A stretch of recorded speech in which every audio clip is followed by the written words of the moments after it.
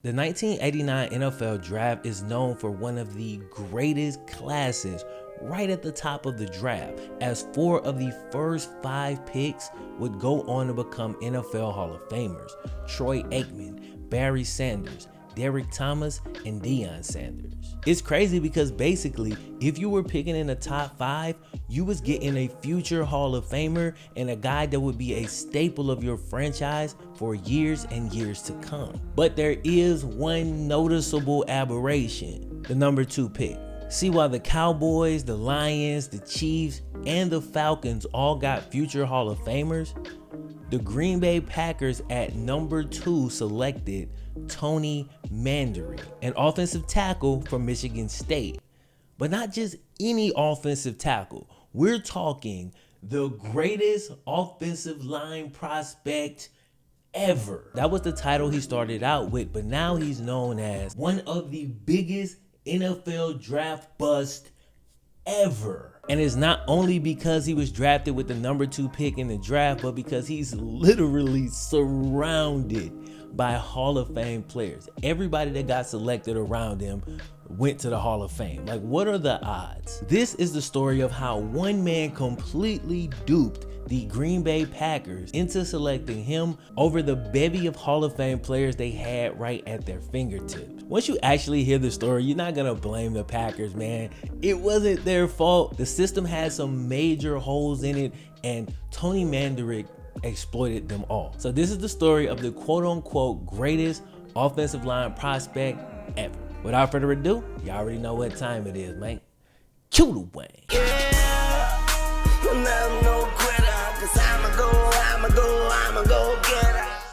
With the NFL draft right around the corner, I figured this would be a good time to look back at the story of Tony Mandarich, a prospect from back in the day who had so much hype he covered Sports Illustrated as an offensive lineman and was deemed the best offensive line prospect ever, and he was also called the Incredible Bulk. I'm not gonna lie, that's trash, bro. As I'm sure most of you guys have never heard of this man, you probably know where this story is going, but let's take it back to the beginning. Tony was born and raised in Oakville, Canada, but when his older brother received a football scholarship to go to Kent State, a 12th grade Tony moved to Kent, Ohio as well. He ended up playing his senior season at Theodore Roosevelt High School, during which time a young defensive back coach took notice of Tony and recruited him to Michigan State. Who was this young defensive back coach?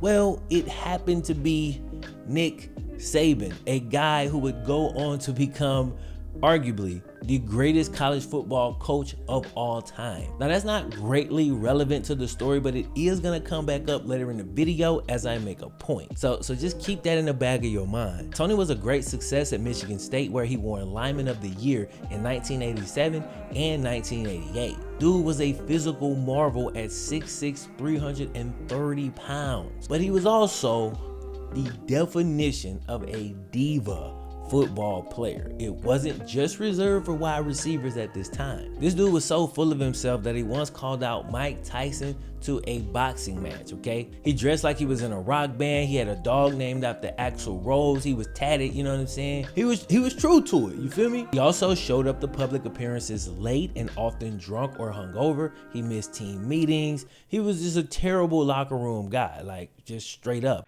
Now, if you feel like that should have raised some red flags, you're right, and it did raise some flags, but what would happen next made everybody forget about his faults. And once you hear this, you probably won't blame him. So Tony goes to the NFL Combine.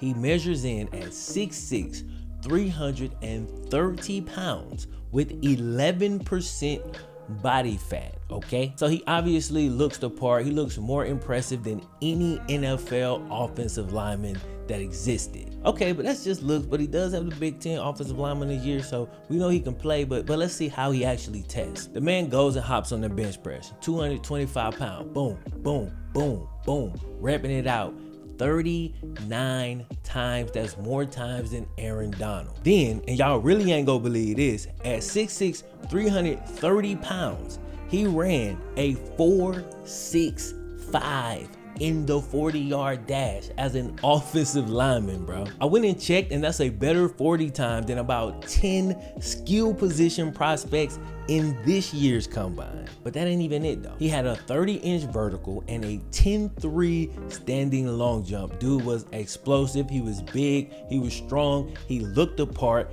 and he had the college accolades. So at this point, you understand how he could be drafted right there with the likes of the Aikmans and the Sanders again and all of those cats. So when the draft kicked off with Barry Sanders and Prime Time and Derek Thomas still on the board, the Packers select Tony Mandarich, 2nd overall. What does Tony do? Of course, he immediately holds out for more bread. Here's a quote from Tony during that time. Bruh, I ain't like other players. I'm Tony Mandarich, goddammit. And they gotta understand that. If they don't like it, tough. That's just the way I am, and they're gonna have to learn to like it. You feel me? You know, more or less that's what he said. He ended up signing for about $4.5 million, and when he got there that first year, he primarily just played special teams. So, okay, all that hype just to play special teams. This was probably because he, one, didn't know the offense because he skipped all of training camp, and two, I'm pretty sure the Packers was trying to get this man just a little bit of humility, because the entire time he was there, he was said to have a terrible attitude, terrible work ethic, and as you can clearly see, his ego was out of control. Over his first couple seasons in the league, Tony's hype quickly dwindled down as he never actually produced on the field. But the hype wasn't the only thing that shrank down. Over the course of only a few seasons, Tony went from 330 pounds with 11% body fat to a modest 290. 40 pounds gone in 2 seasons. Now, obviously, if this is an overweight player we're talking about, maybe that's a good thing, but no, we're talking about an offensive lineman who needs to be big, who only was at 11% body fat, amazingly. A guy who already has a little bit of a known drinking issue and is suspected of much more, dropping 40 pounds in 2 seasons. That is, that's a problem. His power, gone. His speed, no longer there. Hell, even his hair started to go, okay? Now, the Packers tried to salvage something of Tony's career by moving him to guard, but that didn't do the trick, and in 1992, only 3 years after he got drafted amongst all Hall of Famers, Tony Mandarich was released by the Green Bay Packers. After his release, Tony retreated back to Michigan with his millions, where he sank into a haze of alcohol and drugs for a couple years. Fortunately, his family was able to get him out of that and get him into a rehab program where he was eventually able to get clean. So what happened to Tony during his first stint in the NFL? Was it all the drugs he had started taking?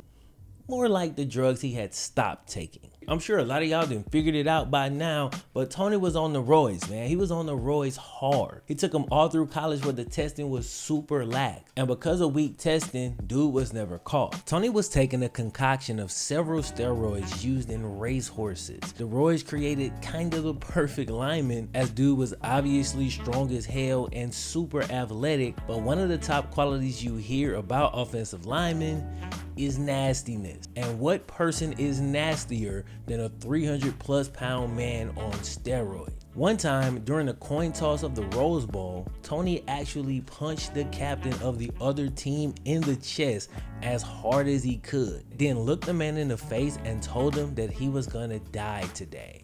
Dude decided that getting a sack wasn't worth it, and of course, Tony dominated for the entire game.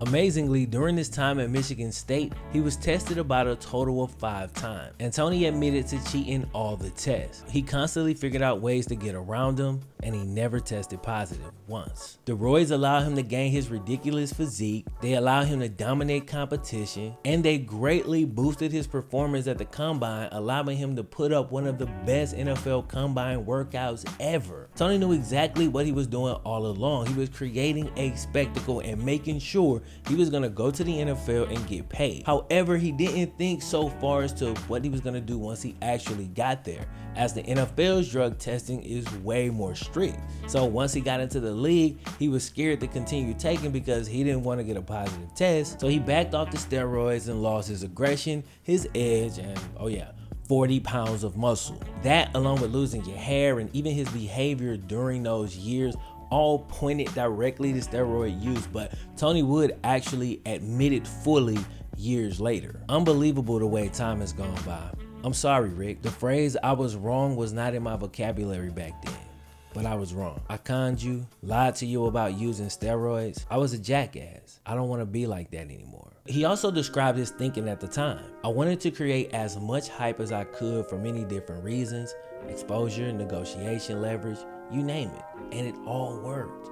Except the performance wasn't there when it was time to play football. Again, extremely short-sighted, but he did get paid. So once Tony got off the juice, it wasn't long before he was out of the league. Tony completely gamed the system and made millions because of it. Later on, he would even write a book attempting to gain even more bread from the con. Now here's the thing, bro. I saw this story, and the craziest thing that stood out to me is that the man actually had NFL talent on his own.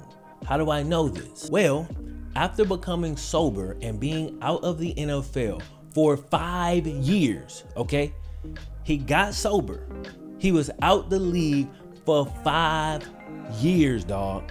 The Indianapolis Colts signed this man to the roster. At this point, he's 31 years old and washed. He's been through drug addiction, steroid addiction, alcohol abuse, and again been out the league for a very long time. Despite all of that, in 1997, he started 16 games for an NFL team. Now granted, that Colts team wasn't very good, but the fact that after all of that, at the age of 31, he could go and start 16 games for an NFL team, let me know that he had enough talent the first time around to have made it on his own. You have to give Tony credit and show him love for not only beating his addiction, but for fighting his way back into the league and having a pretty successful stint with the Colts. Not many people could handle the brutal media coverage endured and the ridicule from opposing players and fans. So you have to acknowledge the growth and the strength that it took to be able to deal with that from Tony's perspective.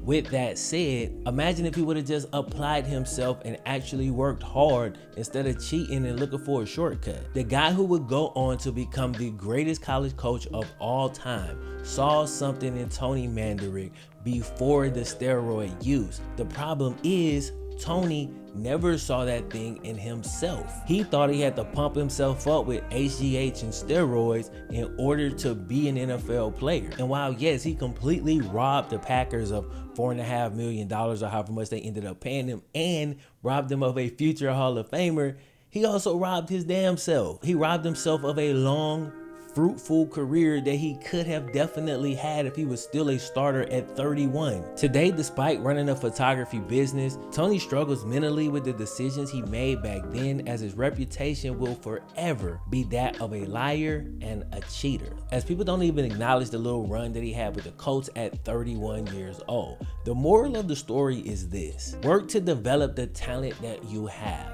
Maximize your actual gifts. Have faith in them, bro. We all know how this movie eventually ends. So why not focus on the journey and the legacy that we actually leave behind? Do you want to be known as the buzz who was drafted amongst 5 Hall of Fame players? Or you want to get drafted in the 3rd round and have a 10-year career and probably make more bread than you ended up making in that 2 years you was with the Packers? If that had been the case, today we may remember Tony Mandarich in a completely different way. And hell, who knows, he may have gone on to become a Hall of Famer himself. It is possible. But instead, he'll forever be remembered as one of the biggest draft busts of all time.